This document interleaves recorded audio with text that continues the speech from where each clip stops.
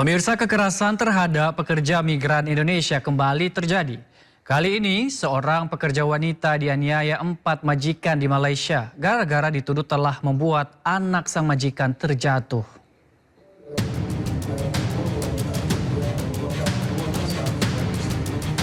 Kepolisian Johor, Malaysia akhirnya menangkap 4 pelaku penganiayaan terhadap seorang asisten rumah tangga WNI.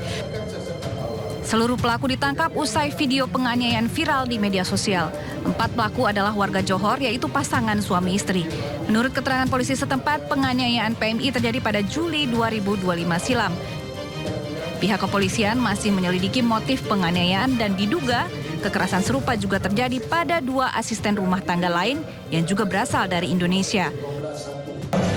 Disyaki memukul pembantu rumahnya yang disyaki pada masa itu adalah. Berdasarkan rilis, saat ini pihak KJRI Johor Bahru telah menjemput 2 orang ART yang diduga menjadi korban kekerasan majikan mereka. Pemerintah telah memberikan perlindungan di tempat tinggal sementara. Video penganiayaan seorang asisten rumah tangga Indonesia viral di media sosial. Korban dianiaya oleh 4 orang majikannya di Johor Bahru dan diduga karena telah membiarkan anak majikannya terjatuh. Namun setelah pemeriksaan CCTV belakangan diketahui bahwa anak tersebut terjatuh sendiri. Tim Liputan melaporkan. Sementara itu, Duta Besar Luar Biasa dan Berkuasa Penuh Republik Indonesia untuk Malaysia, Raden Dato Muhammad Iman Harscarya, mengapresiasi penanganan kasus ART asal Indonesia yang dianiaya majikan di Johor. Berikut pernyataannya. Pertama, saya ingin ucapkan terima kasih terhadap kepedulian dan respons cepat dari teman-teman semua dalam menyampaikan notifikasi kepada KBRI Kuala Lumpur dan KJRI Johor Bahru, sehingga hal ini dapat langsung menjadi perhatian kami.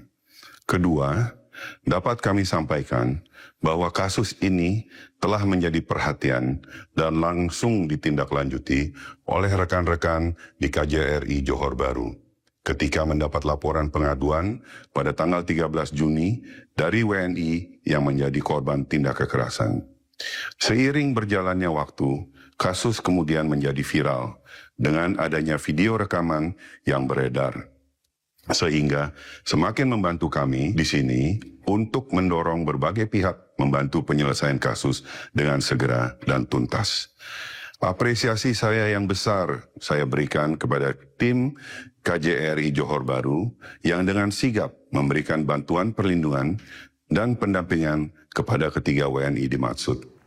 Berita lainnya, pemirsa, seorang pedagang lansia menangis usai jualan mentimunnya disita Satpol PP dalam penertiban di Pasar Aur Kuning, Bukit Tinggi, Sumatera Barat.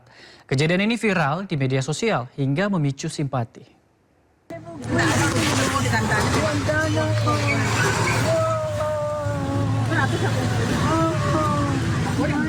Nenek Upiak hanya bisa menangis terseduh dan pasrah melihat dagangan berupa 13 bungkus mentimun diangkut paksa petugas Satuan Polisi Pamong Praja, Kota Bukit Tinggi di Pasar Aur Kuning. Mentimun yang dibawa Nenek Upiak ini diamankan saat petugas menertibkan pedagang yang berjualan di bawah flyover terminal bus Simpang Aur. Peristiwa ini kemudian memicu gelombang simpati dari masyarakat.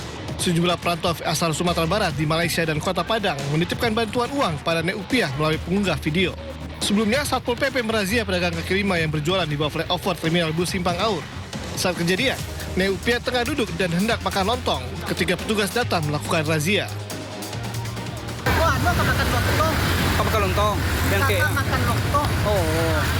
Gua pepe. Di apa nama tak ada. No. Yo, jatuh je penurang lo. Awak macam makia awak semua ha. Yo. Macam makia semua tidak ada kok adili ini tu kerja. Sementara itu, Satuan Polisi Pamong Praja Kota Bukit Tinggi menyatakan, petugas tidak mengetahui barang tersebut milik Nenek Upiak karena pemiliknya tidak berada di dekat dagangan.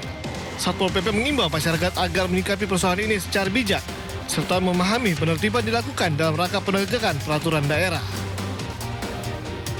Karena banyak barang juga yang kita amankan pada waktu itu tidak mungkin kita turunkan di tempat, sehingga kita usahakan supaya cepat membantu Nenek Upiak itu. Nenek Upiak itu kita naikkan ke Dalmas supaya ikut dengan rombongan langsung urus di kantor gitu. Prosesnya untuk pendataan. Ternyata neopia itu pertama sudah naik, kemudian minta turun lagi dan nangis-nangis seperti itu. Penertiban sudah didahului dengan sosialisasi agar pedagang tidak berjualan di badan jalan, lorong dan di bawah flyover. Neupia dikenal warga sebagai pedagang kecil yang berkeliling menjual dagangan di Pasar Aur Kuning, Pasar Bawah hingga Pasar Baso di Kabupaten Agam. Dari Bukit Tinggi, Sumatera Barat, Wahyu Sikumbang, iNews melaporkan. Pemirsa, sebuah bangunan di atas trotoar di kawasan Jalan Ambon, Kota Bandung, Jawa Barat mendadak viral di media sosial. Bangunan di atas saluran air yang juga dijadikan garasi pribadi tersebut akhirnya dibongkar petugas Satpol PP.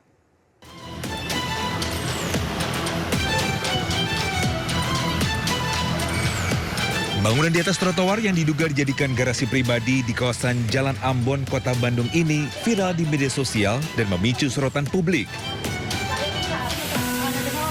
Sebagai langkah tegas, Pemkot Bandung langsung menerjunkan sejumlah petugas Satpol PP untuk membongkar bangunan permanen tersebut. Pengen tahu gitu ya. Trotoar ini dibangun itu Agustus tahun lalu. Ini dibangun ini saya bilang zaman Covid. Meski sempat mendapat pembelaan dari pemilik bangunan, namun petugas tetap meratakan bangunan tersebut. Pengurus RW setempat membantah bangunan itu sebagai garasi pribadi.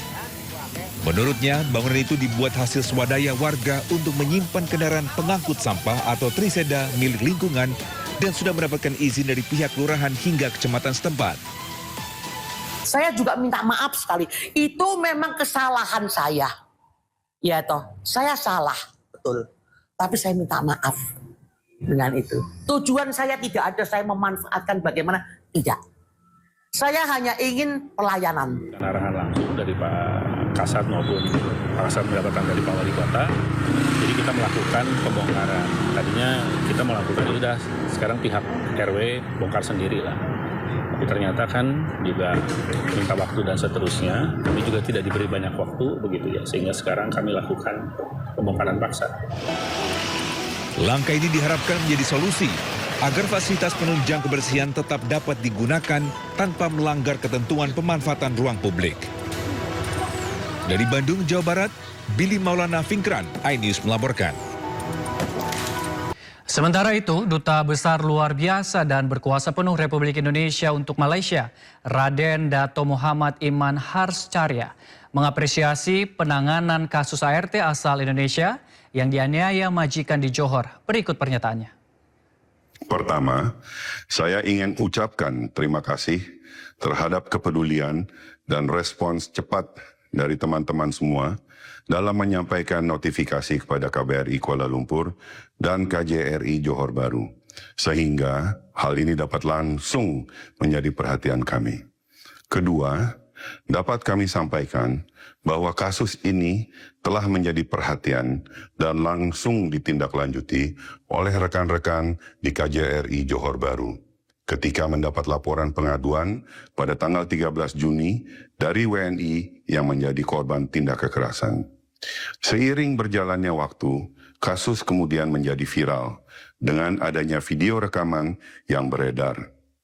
Sehingga semakin membantu kami di sini untuk mendorong berbagai pihak membantu penyelesaian kasus dengan segera dan tuntas. Apresiasi saya yang besar saya berikan kepada tim KJRI Johor Bahru yang dengan sigap memberikan bantuan perlindungan dan pendampingan kepada ketiga WNI dimaksud.